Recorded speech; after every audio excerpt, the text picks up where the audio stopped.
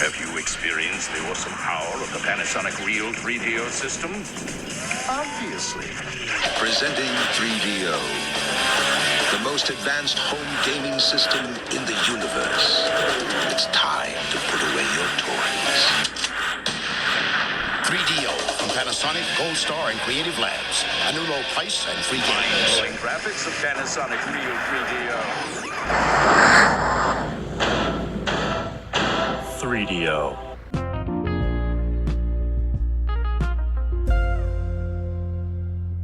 Hello, everybody, and welcome back to the 3DO Experience, the 3DO retrospective podcast where we talk about the 3DO company, the console, and everything in between. I am Bill, and this is Threk. How you doing, Threk? Oh, I'm doing all right. I don't know, a bit low energy at the moment, but maybe it'll pick up later. How are you doing?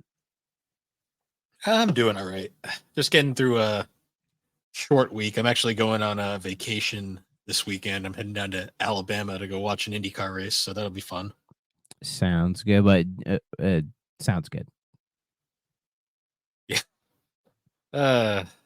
it'll be. I had a Porky Pig moment. Don't mind me. It's all right. I have those on a daily. I've never been to an Indy race though, so that would be kind of fun. Yeah, I hope it's a good time. I have no desire to ever go to a racing event. That's fine. My guess is it would be very loud, and it would be very chaotic in a way that just is not appealing to my senses. That's fair. I just like watching the cars go fast. You gotta go fast. Yeah. Not really looking forward to the flight, but it is what it is. Exactly. Still playing Witcher 3. Started playing a little Sonic Adventure. So busy with that. And then on Thursday, god damn it, the fucking 25th, dude.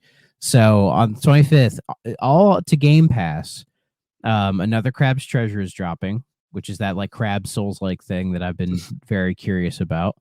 Fallout 4 is getting its big next gen update, and since everyone's been making a stink about Fallout, I'll probably give it a play because I haven't even touched Fallout 4 since like it came out. But that's another story. And then I saw the other day Jedi Survivor hits Game Pass on the 25th. God damn it, because Fallen Order was so good that I'm like, of course I'm playing Survivor. So I'm gonna be very busy on Thursday. Yeah. I don't even know what I'm doing Thursday because I leave on Friday. So I don't know. I gotta figure that out. Mm-hmm. I saw the Spy Family movie over the weekend. That was really good. Was it a non-canon shit fest? Well, it wasn't based off the manga, but it was written by the author, so at least was in a character. Mm-hmm. But it was one of the it was a classic, like you can watch the movie and then like not have to watch the series kind of thing. Yeah. So, and it basically wrapped up all the loose ends right at the end. So it's like once you get back into the anime, it's not going to affect anything. Okay. It was a good time though. Yeah. Hopefully, since I like bought all that stuff last week, so I'm still working through my Moon Knight Lemire run, and then hopefully when I'm done with that, it's back to Berserk, baby. Nice. I'm ready to go back in, actually dig into the Golden Age proper. So I'm collecting, which is where I'll be for a while. Nice. Yeah, I'm collecting comics again, which is a very insane thing that I probably shouldn't be doing, but I wouldn't. Here the Lemire run, right, from the 2016 run. It's the 14 issues. I have the first 5 single issues in that closet behind me. I have a big 3-ring binder just full of all my Moon Knight, but I wanted to read the whole thing, so I bought this guy, which is a much easier, smoother read. So yeah, I mean, I have a couple floppies here and there. Like I have like all of them in a long box, like stashed away right now. I'm trying to collect a few just for like because I want to get them framed and make them wall art. I'm trying to get like all the superhero wedding issues just because I thought it would be fun. They're the only wedding photos you'll ever have. I don't want to say that, but you never know. But no, I got like the classic Superman the Wedding album. Oh yeah. That's fun. Big, thick volume. And then, I mean, there was a lot of sex they had to draw. yeah, not really, but you know. And then I got the Flash wedding. Well, it must have been a quick one. Well, actually, no, they get kidnapped and sent through a different See, dimension. see, they should have called it a shotgun wedding.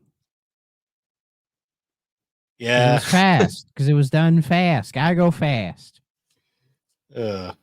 probably.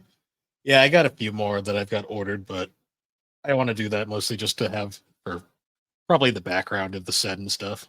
Yeah, the only floppies I have are the Moon Knights. So maybe one of these days I'll try to get like a whole line of them or something, and then do something with them. I don't know.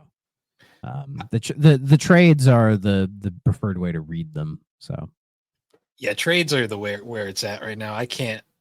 I'm not gonna ever get back into doing like weekly floppies ever again. yeah, or they call them omnibuses now, which I feel like is way too generic. It's just a weird term to use. But the other day I got the Moon Knight Epic Collection, which is Nice. Volume 1, and it covers 75 to 81. So like his Werewolf by Night issues, his appearances in like Spider-Man and Hulk and all that, and then the first 4 issues of the original Moon Knight run, which then volumes 2 and 3 give you the rest of it. Because I think it was like 38 issues or something, the original run. Something like that. I'm told it's still really good. And then the run I was told to get from him is the Huston run from like the mid 2000s. And the omnibus of that is like between 80 and like $120, but it's like a thick boy. So I think the difference between a trade and an omnibus is trades are like single runs like collected, and then an omnibus is like an entire storyline or something like that. that would be my guess. Sure. Yeah, because yeah, this like Lemire run isn't too big. So I think it's like Yeah. 300 pages. Did you see a gaming historian is stepping back? What do you mean? He's it doesn't sound like he's quitting entirely, but it sounds like he's like stepping back like from a full-time content creation, and it's going to be only like a what he feels like it kind of thing. I mean, that's what it kind of felt like, anyways. Yeah, I guess it's kind of even more infrequent though. I guess sounds like he really isn't he enjoys his time off and doing other things.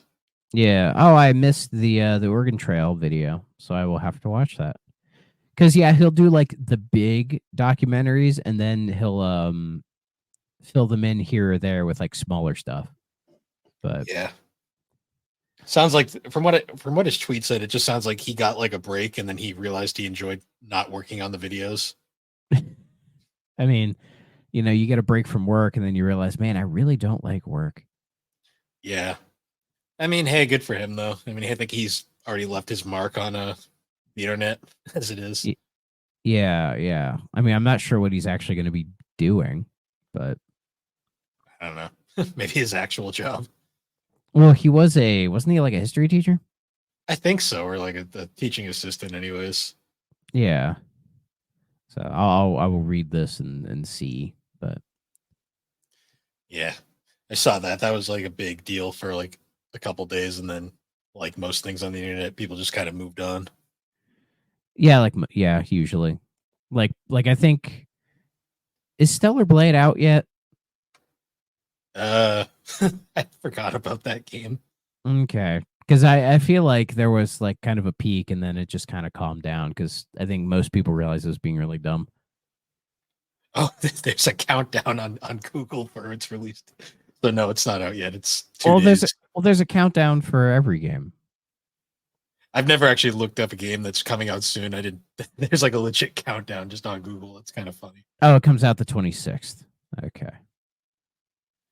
So there we go. So yeah, it'll come out in a couple days, and then because from what I've heard of people who played the demo, they enjoyed it, but they wish the game was advertised more like it was. Like I think it's closer to like a Sekiro than like a Bayonetta, and I think we were led to believe it was more of a Bayonetta type game.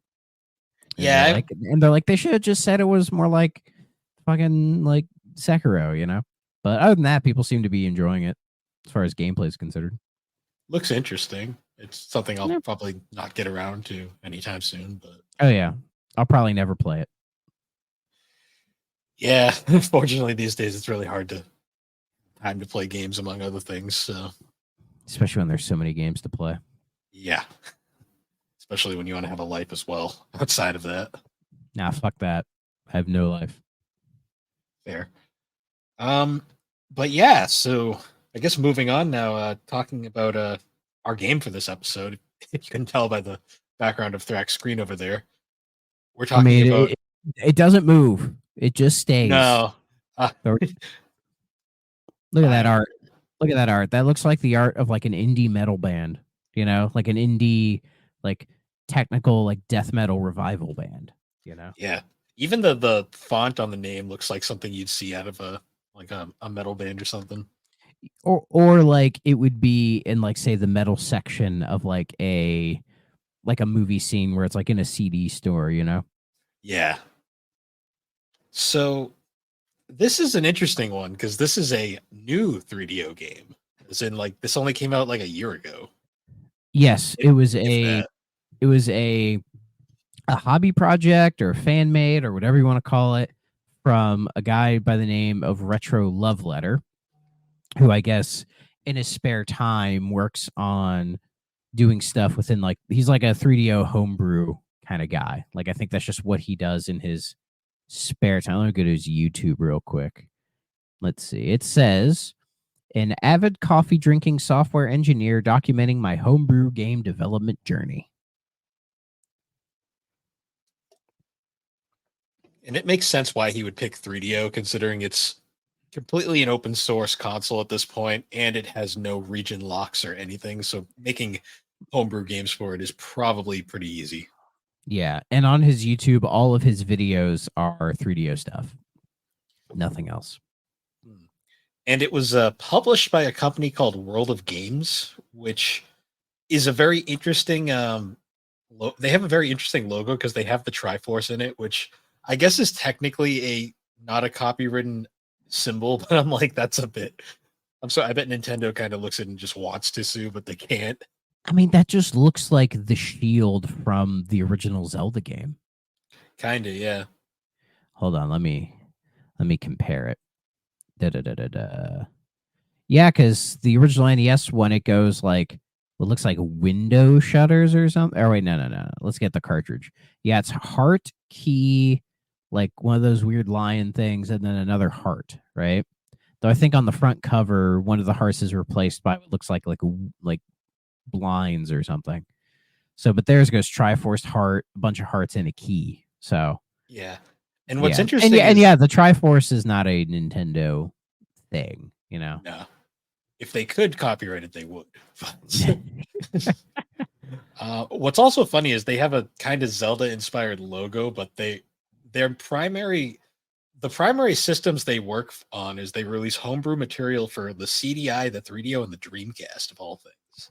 Yeah, much respect. Like these people going out of their way to give homebrew games a more like wide physical release. It's very weird, but I imagine they're touching consoles that nobody really cares about them doing this, so it's like it's all good. Yeah, like I'm looking through their catalog and it's mostly CDI games, which is fascinating, and I kind of wish I had a CDI because I'd like to check these out. Yeah, the CDI is very pricey, though. There are solid emulators of it these days. Yeah, definitely better than there were. I guess they have a Dreamcast game coming out pretty soon as well. Yes, called Flight of the Amazon Queen. World of Games and Good Deal Games presents Flight of the Amazon Queen for the Dreamcast coming May 14th, 2024. And the front cover looks very Indiana Jones, but like the main guy has like a baseball bat and a baseball cap, and it says full CD-ROM talkie. I have no idea what the hell that means. Is it just me, or does he kind of look like Tim Allen? Sorry, I have to do that every time. Yeah. He looks more like one of his kids from that show. Yeah. So like Jonathan Taylor Thomas or something. So Flight of the Amazon Queen is on GOG. It's free on there. Thanks. Oh, cool. Thank you, Good Old Games. and it just looks like a point and click adventure. It looks very like Monkey Island. So The logo looks Monkey Island-ish as well. yeah, this game feels like it's trying to be a total like LucasArts era point and click kind of adventure game. So Which there is you pretty interesting because the game we're talking about is very much inspired by a certain game as well. yeah, and then all the CDI stuff. It's like Origami the Doll's House, Click, um, Treasures of Oz, narrated by Diana Ross. What? And Felix the Cat's giant electronic comic book. That one might be. Is Felix the Cat public domain?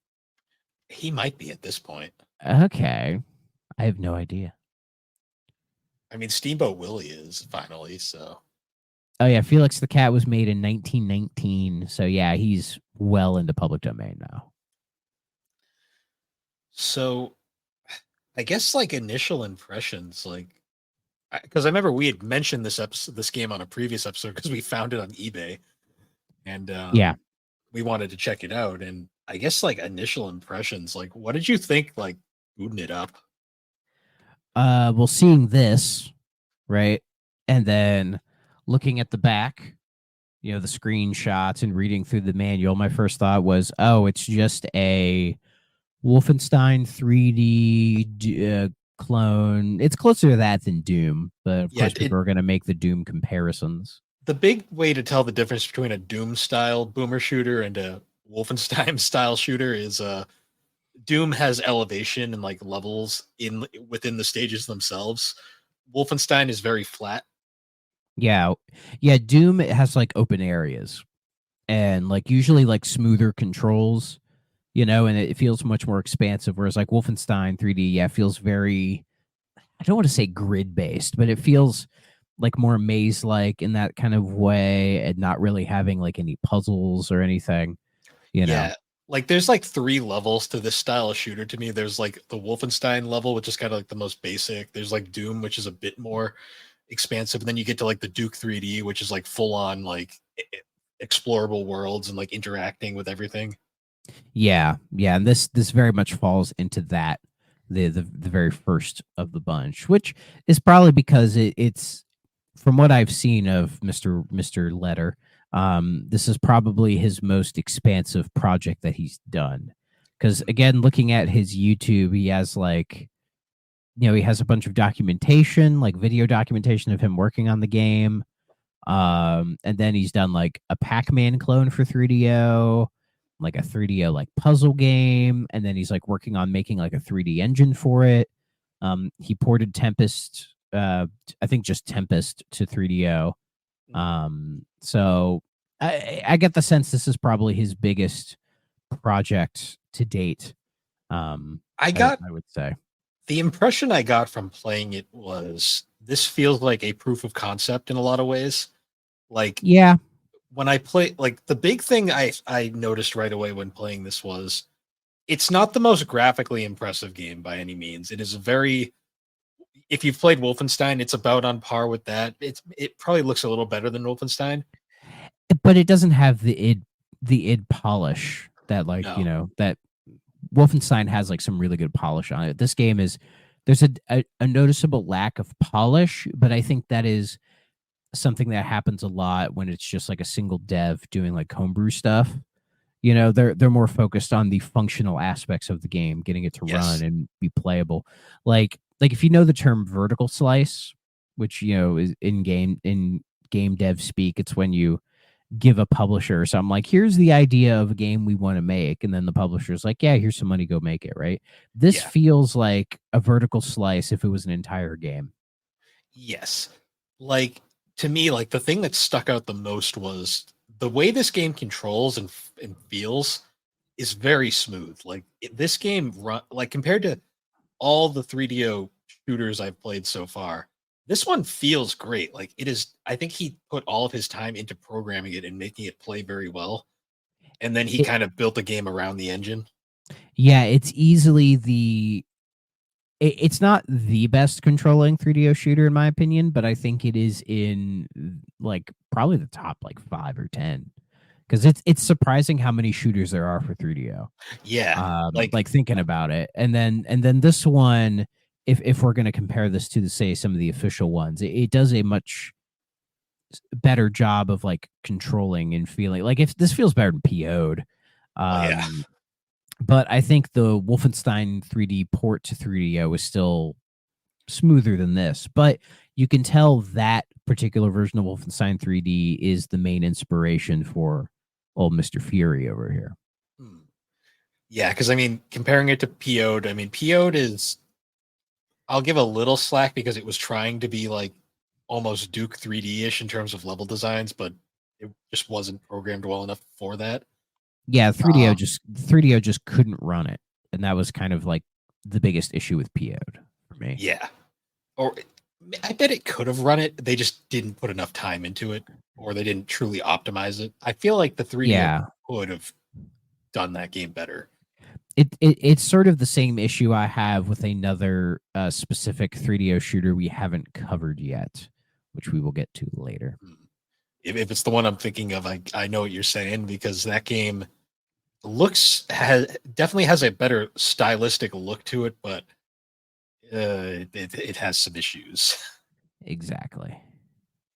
Yeah. So Biofury, I guess, like in layman's terms, the best way I saw someone describe this game was it is basically Wolfenstein 3D meets Resident Evil, sort of. I would say if we're gonna make because to me this game feels a little bit more survival horror than a shooter for me. Yes. But the game I immediately thought of was Dead Space. Yeah, I can Where see that. yeah, where you're kind of stuck in this like one specific area where like where it's like there's some weird virus going on and it's like fucking with people. It's fair to make the Resident Evil comparison because it's just zombies. That's all it is. It's kind of got But that atmospheric feel to it that reminds me of like Resi 1. yeah, but I don't know. It's just the whole aesthetic of the game using like trying to do like the futuristic thing, like sci-fi horror. It gave me more of like the Dead Space kind of connection. True. You know, A game it actually reminded me a lot of. This is a really obscure, out of left field game that not many people remember, but there was a game on the Dreamcast called Carrier, which was essentially it was like a survival horror game where you were out on like a ship in the middle of the ocean and a fucking zombie like apocalypse breaks out on the ship.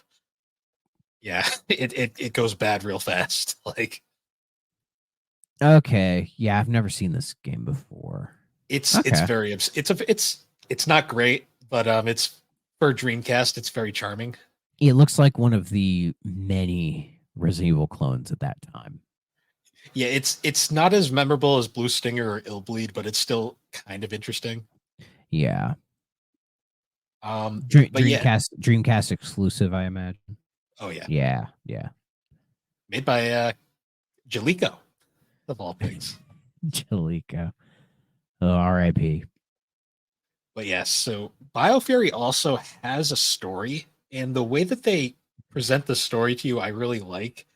This is actually why I get the Resident Evil vibes.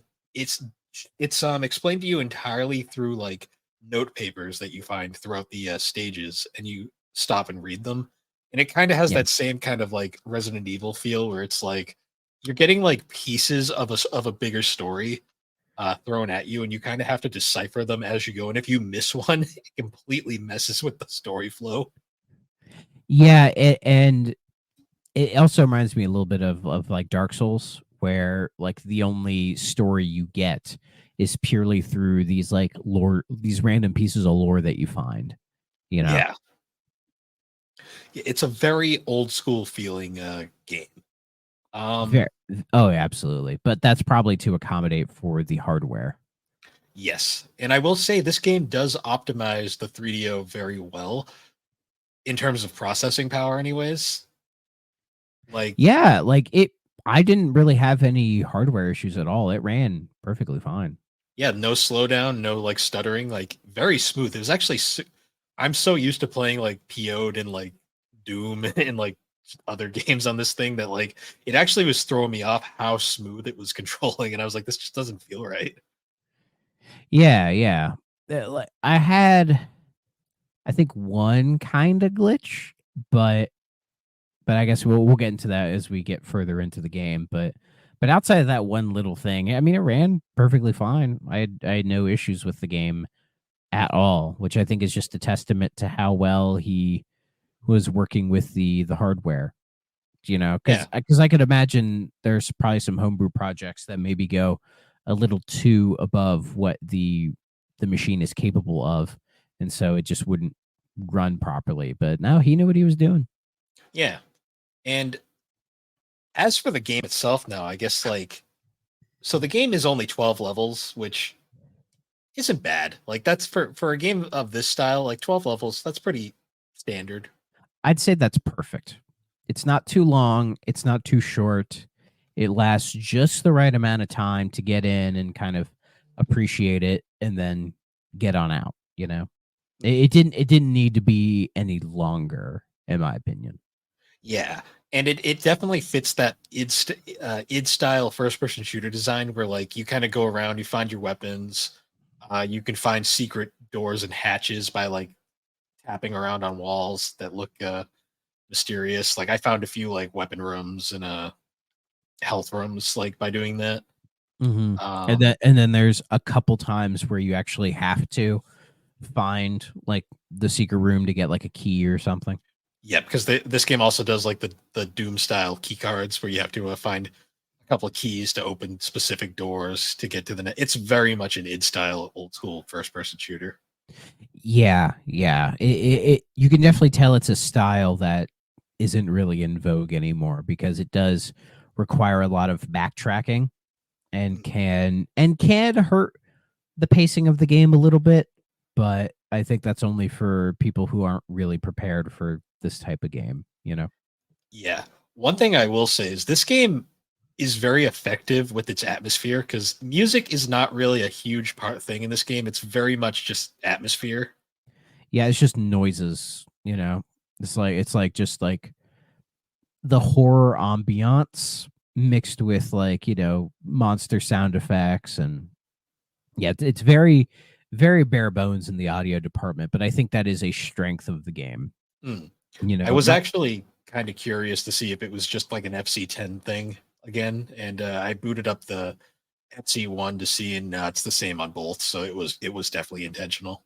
Yeah, there might be like maybe he didn't know like any composers, or he wasn't like a music composer himself. So he's like, well, I can't really add a proper soundtrack to this. So instead, I will just use that sort of lack of musical knowledge to give it a little bit of a different edge, which I think was the right way to go. It was effective because this game did actually jump scare me a few times. There was one time, sorry, there was one time where it got me. Well, it's because AVGN said it best when he was reviewing the Atari Jaguar.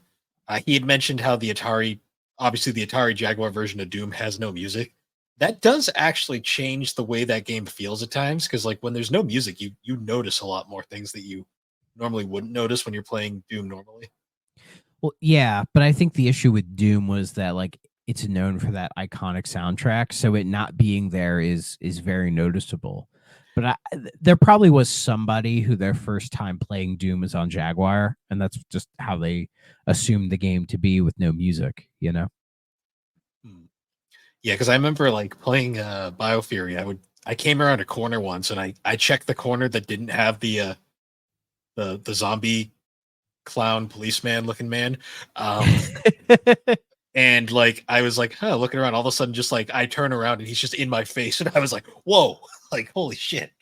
Oh yeah, but like they all make noises when they appear. Like when Mm, you're in their eyesight, you hear them, which I think is a very interesting, subtle game design choice that I can appreciate. That like even if you don't see them, there's like a sound, or it's like, oh, they're here, like they're visible, you know, which I appreciate because I spent a good chunk of this game like peeking around like every corner because your health can go like that. yeah, it's very much like Wolfenstein and Doom, where your health meter is essentially your character portrait that gets progressively bloodier as the game goes, the more damage you take.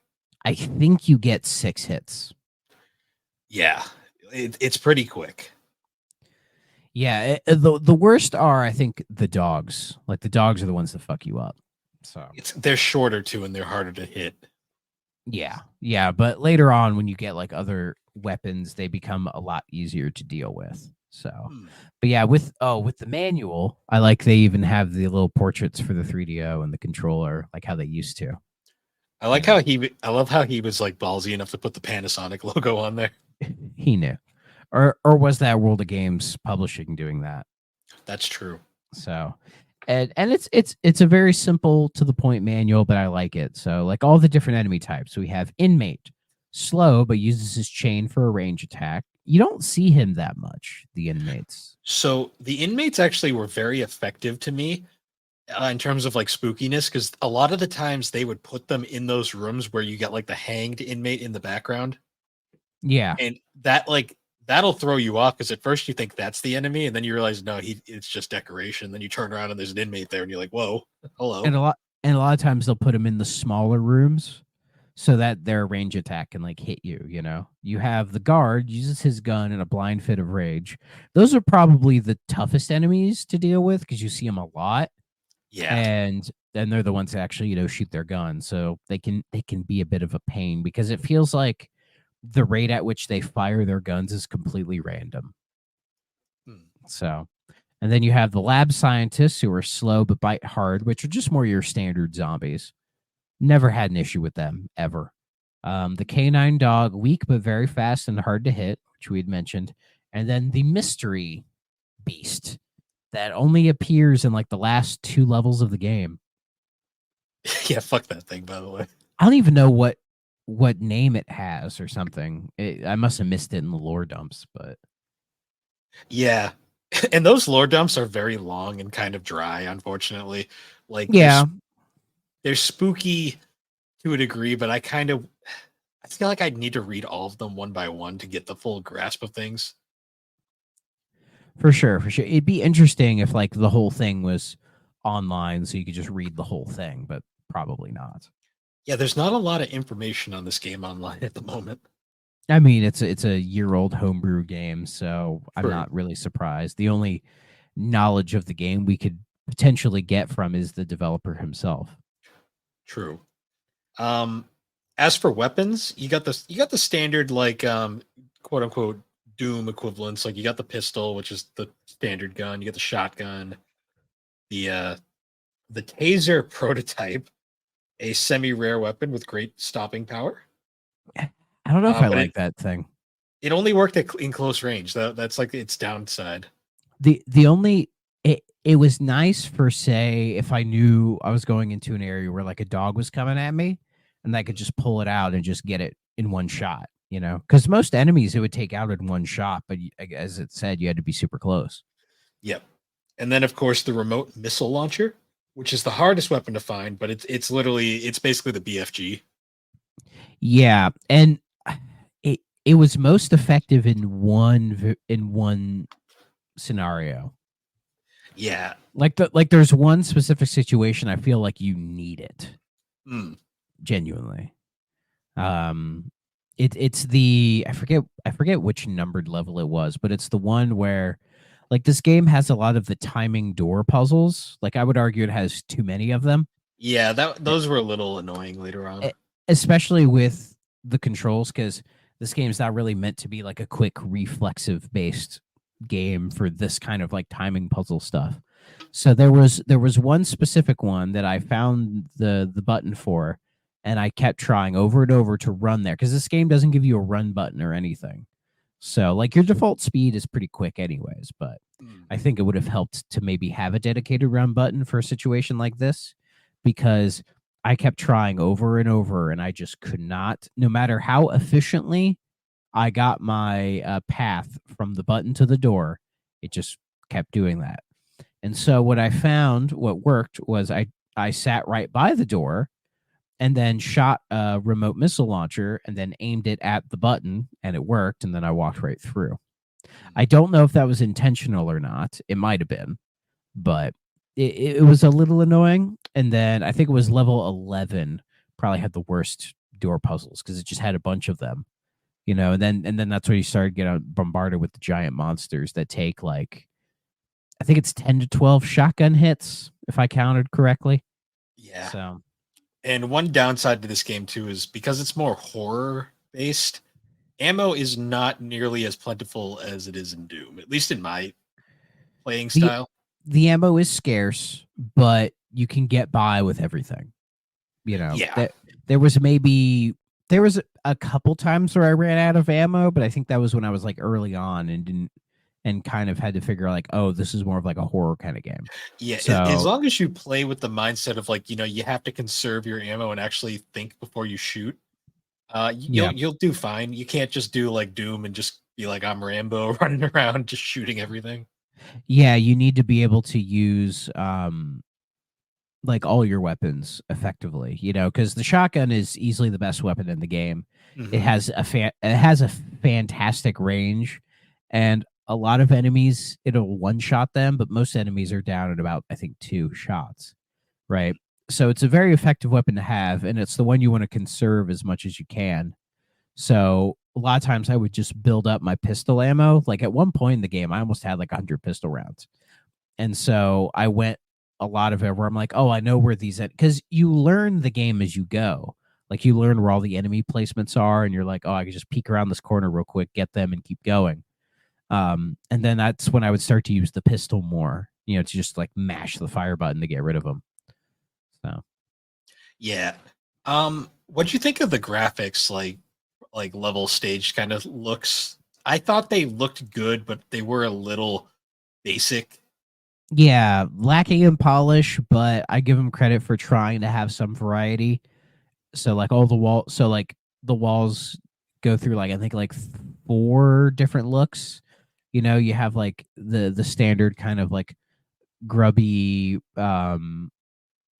like I guess like sewer kind of look. You have like brick walls, you have like the weird futuristic parts. To me, the Um best way to describe is you have you get the Windows maze background. yeah, Um, yeah, the brick one reminded me of the dungeon crawler and the plumber's remaster. yeah, which I think I also compared to the Microsoft Windows maze screensaver. Yeah, yeah. And yeah, the level design was really mazy. To the point where there was a couple times I'm like, God damn, this needs a map button. Just so I can like Yeah, see where the hell I am. the lack Like, of map was definitely noticeable. yeah, most of the levels you can figure them out. They're not too complicated, but especially some of the later ones where you have like your normal doors, and then through those you get one of the key cards, and then from that key card you get another key card that opens like another door that's already back at the start, and then you get the final key card, and then you have to go back to one of the previous open doors to find the final key card to do the thing, which yeah was kind of annoying. And there's like some annoying repetitive enemy placement. Like there's more than one occasion where you're getting to the end of the stage and then you open like say the final door and there's like a couple bunch of enemies there to like get you. Hmm. And it happens enough to where it feels like a repetitive idea to me. But I will say there was one level that really stuck out to me. One that I'm like, thinking about it now, I'm like, it's kind of I kind of respect it, but in the moment it felt very bullshit. And that is level 8. What'd you think of level 8? If this is the one I'm thinking of, I was here for a while. It's the one that drops you in just the giant room with like a bunch of enemies, and it gives you a bunch of Yeah. ammo and health. I called it the battle arena. I remember this because I remember I fell in and I was like, shit. I'm like, already knew from the start. I'm like, this is going to be one of those levels, isn't it? Yeah, I think I got to it before you did, and I was like, let me know when you get to level 8. So Because yeah, it took me, I think, just under a dozen tries. Because once I was able to find like a nice path to clear everybody, then I one shotted the rest of the stage. It was which there wasn't much of left, but you know, so I think what happened was my playthrough of this was like very Like it was like I do like maybe like a couple levels a day, and then I just password it because this game doesn't have a save feature. It uses a password. Yeah. Another thing I don't care for where it says load game. Like it's not a load. It's not a save load thing. It's a password. Like Yeah. just use the word password. It's okay. Yeah, and I would take pictures of them like after every level just to be safe. I had a Um, notepad. I just had a yeah. notepad in my phone. And the love and like a lot of passwords, it feels like a little too long. Like it's not horribly long, but it's just long enough to feel slightly unnecessary. You Yeah, know, I mean there might be like some coding reason for it, but probably. I mean, it's no like Justin Bailey or like Engage Ridley motherfucker, but yeah, a lot of those early NES passwords are just stupid. yeah. So I'll give him that. But yeah, the way I played was like I would do like a couple 2 levels a day. So I think I just lost track of what stage number I was at. So that's probably why I didn't realize it was stage 8. But Yeah, I beat this game I think in 3 sittings because I think my first sitting I did 1 to 8 and then stopped at level 8. I'm like, yeah, that's enough for today. And then I came back to it, did 8 to I think like 10 or 11. And then the last time I just finished the game out. So, and no, I don't know how long it took me. Unless the game tells me my playtime, I never know. yeah, So and I don't even think this game's on like how long to beat yet. So probably not. And I mean, if I had kept track of my time, I could have submitted a time to it. But hmm. Yeah, if I had to guess, maybe 6 hours, probably roughly. around there, like 6 or 7. Yeah. It's not a long game. It's just kind of one of those games that I feel like it's not like a Doom where like you can blast through Doom in a sitting just because Doom is just high energy the entire way through. And especially when you learn the level layouts of Doom and sort of like the shortcuts, Mm. just kind of breeze through a lot of it for sure. Kind of the same with Wolfenstein, but also I think Wolfenstein, when we eventually get to that on here, like that game is like ridiculously long. Like I would argue way too fucking long. Yeah, Wolfenstein was a very long game at the time it came out. Yeah, I would say undeservingly so because like it's great, but it doesn't need to be that massive. But we'll get to Yeah, that later. yeah. This one is perfectly sized. Like there is no fluff, and everything here is, I'll say, fully realized. I won't say it's perfect, but I'll say everything, it has a goal it's set out to do, and it achieved it pretty well. Yeah, I think it was he wanted to make a first person shooter for the 3DO because there's surprisingly a great amount of them. And my guess is he probably played through them all and like took notes on like what it is that they do well and what they don't do well, and then kind of took the Wolfenstein assets probably because it was like the easiest to work with and make a pretty interesting realization of like a more modern take on this kind of game, even though it doesn't feel modern like at all. You No, know, this like there's this feels no old. there's no quality of life features at all. Like there's like browsing through the inventory is a pain, not having a run button, not being able to save wherever you want, no checkpoint system. Like a lot of like more modern touches that I think somebody would make to a game like this nowadays are not present. But I think it adds to the charm, Hmm. you This know. game feels a lot like if id didn't to me like it's kind of like if id didn't like continue to improve, like when they went from Wolfenstein to Doom and they just made another like a sequel to Wolf that was just like the same thing.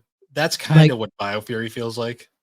yeah, if it was like say like the id people like took the Wolfenstein 3D engine and tried to make something kind of horror-y based on that. Yeah, Yeah. it's basically if John Carmack and John Romeo didn't like they weren't like evolving, they just kind of kept doing the same thing. Because Yeah, for sure. what made id so fascinating as a company was the fact that their games evolved so fast and like just got better with each iteration. I mean, yeah, you go from Wolfenstein to Doom and then from Doom to Quake. Yeah. You know, like those are monumental leaps. Yeah, it's funny too because Quake really feels like they saw like Duke 3D and they were like, we can do that better, and then they just made Quake. It just made a straight up 3D game. Mm. And Yeah. probably like the first big 3D first person shooter. It was so impressive that George Broussard wanted to make his game using it, and then they had already upgraded it by then. He was like, "Fuck." Yeah. Yeah. I imagine Quake is when the term first person shooter became a thing because with Doom, everyone called them Doom clones. But then I think when we hit Quake, it's like, well, this is not a Doom clone. This is very much its own thing.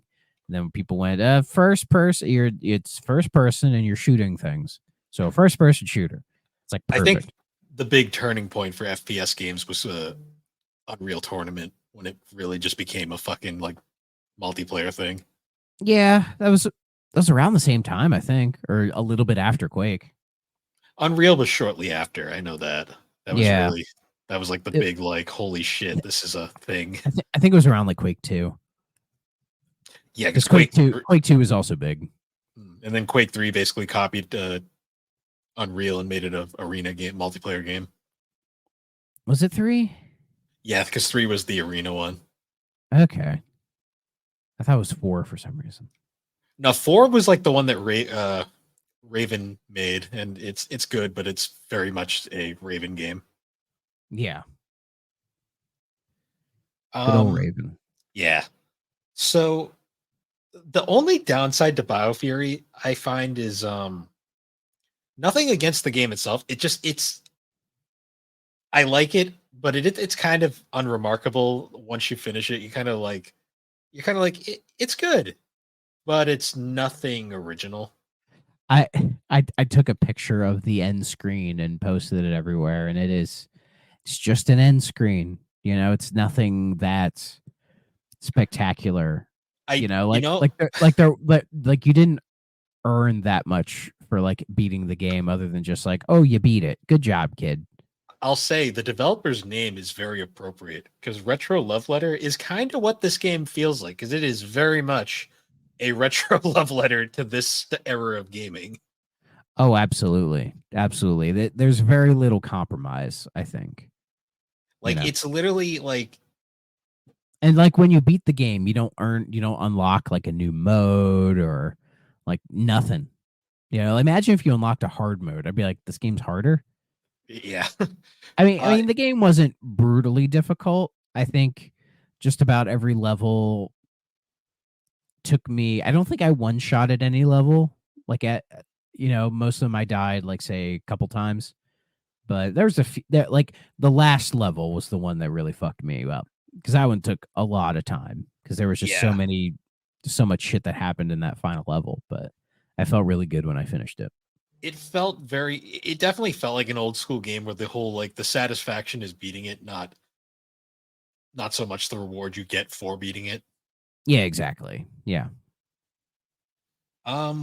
Yeah, other than that though, there's really not a lot else to say. There's no multiplayer. I mean, I'd say kind of a bummer, but where were they going to put multiplayer in this? Yeah. No memory manager. Yeah, I mean, it can't save, so you're not missing much there. Exactly. Yeah, it's very it's very simple, it's very basic, but for it being a fan game, um I tend to be nicer to fan games in general because they're usually just like hobby projects, things being done on the side, right? So I tend to be nicer to them because they're being made out of like a passion, right? And you can feel that when you play it. Like the guy who made it, like he clearly like really liked making it, and I think he really enjoyed his time making this game, Oh yeah, and he's probably proud of it, and I think he should be proud of it. I mean, if the fact that give World of Games credit, they did a really nice job packaging this. Like, I like the aesthetic and everything. It looks great. The manual's really nice. It's printed on good paper. Like, yeah, the disc has art on it. Yeah, the disc does, and it's nice. It's a good looking game. Yeah, and the only glitch I had was it was one of the levels where the big enemy monsters show up, and I had found a strategy that worked, whereas I would just slowly back up and shoot them, and then when I hit a wall, I would strafe to get behind the wall, turn around, and do it again. There was one time where he like went through the wall and got me.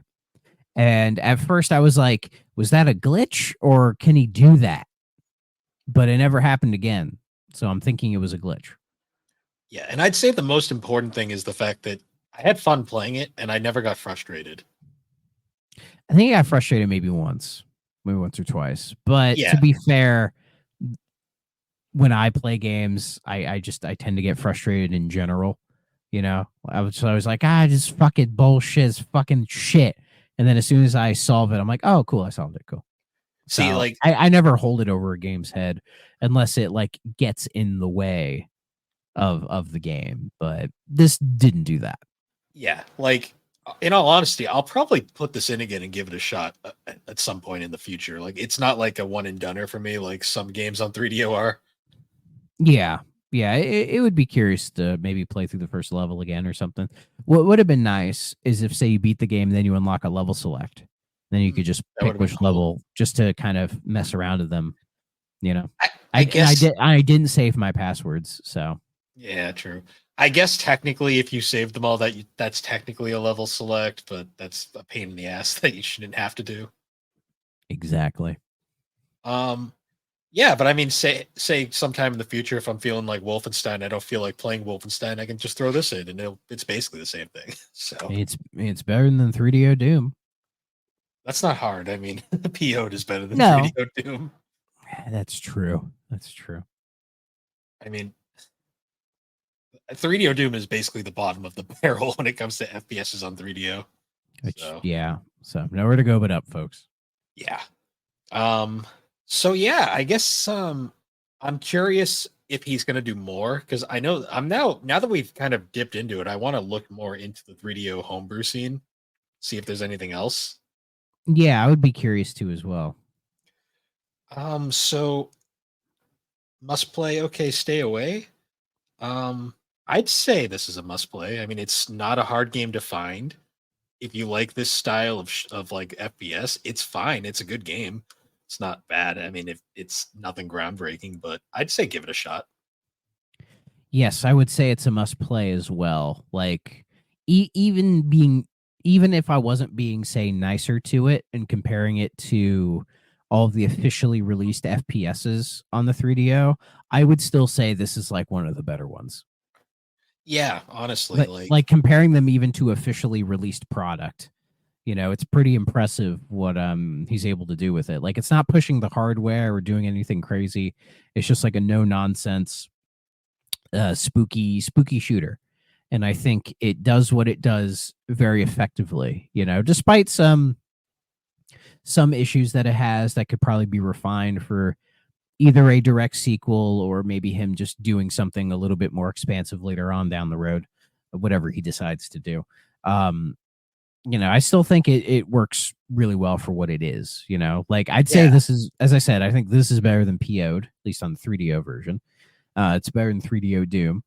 It's not better than the 3DO version of Wolfenstein, but and I would still say I'd prefer, say, Escape from Monster Manor to this, which we still haven't gotten to yet.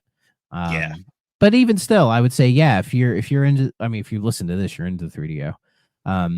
I would say at the very least, get this on emulator, because I think if you go to his GitHub page, you can find the ROM, and then you can just play it directly from that. But if you if go you the extra mile and get the physical edition, you know, it's cool. And he got a little bit of money from us for this. At least I hope he did. yeah, if you have a 3DO, like that's the big thing. I highly recommend getting the physical because it is not hard to find right now. No, We paid like $20 for it. I think it was 30, and then they offered it to us for 25. Yeah, that's what it Because was. there is apparently the original run of this, there was a limited edition long box version I've when this seen that. first came out, and those sold out pretty quickly. So now the only versions are the jewel cases, and I imagine those long boxes will become valuable in the future. This guy probably not. So Nah, if you're investing in this, I would say maybe hunt down the long box version. Um, but if you just want to play the game, you know, I would say just get this, or yeah, just get an emulator. So and I will say one last praise to the packaging and like World of Games. This doesn't feel cheap. Like No, You know when you like buy it, the jewel case feels good Hmm. because I'm sure you would agree with me. There are some cheap ass jewel cases out there, Oh yeah, and I buy this them does to not. replace. I buy them to cannibalize them for parts. Yeah, and this does not feel like a cheap jewel case. Like it didn't come broken or damaged. You know, like I've bought like brand new music CDs that came like just completely Oh yeah, destroyed. Um, it's hard to and see, but it has spine art. Most 3DO discs don't have spine art. yeah, it has a So spine label, and the little center where the disc hangs in is actually like a good one. Like it's not yeah, super loose or anything. It's just it's a real nice one. So you can just like I have a different disc, but like yeah, it just snaps in there. Because a lot of these are like what breaks on like early yeah, newer stuff because they're just done so cheaply these days. But this is not a cheap case, but you can tell it's like a weird third party case, but it's oh still yeah. very nice. Like this is a game that if you didn't know any better and you like just bought a lot of 3DO games and this was in it, you'd probably think this came out back in the day and wouldn't question it. So I think people would probably notice like, huh, this kind of sticks out from all the others a little bit. true. Well, some some people are a little oblivious, but True. But yeah, I would when we do our eventual ranking of the 3DO games, this will be up there, hmm. I think. Yeah, no, I was pleasantly surprised when I booted this up the first time. So yeah. So yeah, Mr. Letter, if you're watching this, I hope you are. You did a good job, son. You got a clap from us, and I hope any criticism you heard, you take this constructively. So for your future endeavors, you can make something potentially even better. Yeah, and I'm Actually, actually because we're not shitting on you, we swear. no, we like the game. It's a must play in our book. Absolutely. And I'm actually really interested in that 3D engine he's working on for 3DO because, but despite its name, the 3DO didn't do 3D a lot. So Yeah, yeah, and I mean, who knows? He might make a sequel to this game that is in that 3D engine, which would be pretty neat. yeah, I'm So, looking so forward yeah, to so seeing yeah, it. so yeah. Again, if you're listening, if you have any more future 3DO projects, please let us know because we would love to play them on this show and give you some feedback. Hmm. So, because it's hard to find you, it's hard to find you, but we're gonna do our best to reach out. No, 100%. Yeah, I'll definitely put the link to his website and YouTube channel in the description for the podcast and the YouTube video. Yeah, I'd say put his YouTube in there because it links to like his GitHub and all that good stuff. So we do have a game planned for next week. It's kind of a big one though. So Spoilers. yeah, we're going to be doing Wing Commander 3. The question Yeah. is though, I don't know if we're going to do it next week because this is a lot of game. So maybe we cover Well, another. What I've real quick, the ESRB label, this is a sticker. I That's just fun. noticed that. That's weird. That's different. So I was thinking next week maybe we do another developer retrospective. I think it depends on how our playthrough of this goes because from what I looked up of Wing Commander 3, it is a excuse me, like a bigger sized game than what we've Yeah. played on here before. So it may just require more time out of us. So, I mean, there's a potential next week will be Wing Commander 3, depending on how our playthroughs of it go. But if it doesn't, then yeah, we will do another company retrospective. Yeah. Or just another chatting episode. Either way, we'll have an episode next week. Yeah, we'll have something. But yeah, so this one was pretty cool. I enjoyed that. But anyways, guys, once again, thank you for joining us on the 3DO Experience. You can find the 3DO Experience on all the major podcasting platforms. You can also find the podcast on YouTube with video versions. Hi, guys.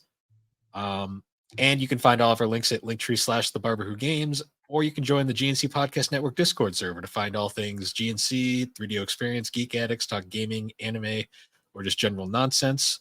And Thrak is streaming tonight. If you want to plug the stream. Yes, I am. So I missed last week's stream just because, on the one hand, I wasn't feeling it. And then on the other hand, someone hit my car. So that's a whole mess. But I'm getting that all taken care of. So yeah, so hopefully tonight we will be streaming some more Genesis games. I have the list lined up already. So yeah, at twitch.tv/Thrack94, you can watch me play many esteemed classics for both good and bad reasons. So so tonight we're probably going to play such games as Super Monaco GP, Miss Pac-Man, and even the original Columns. Nice. Yeah, so I will and definitely. And more.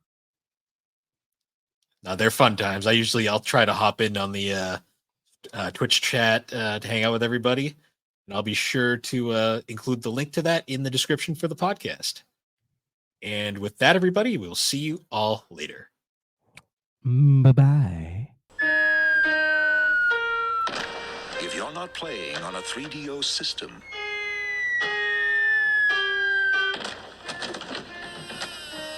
what are you playing with?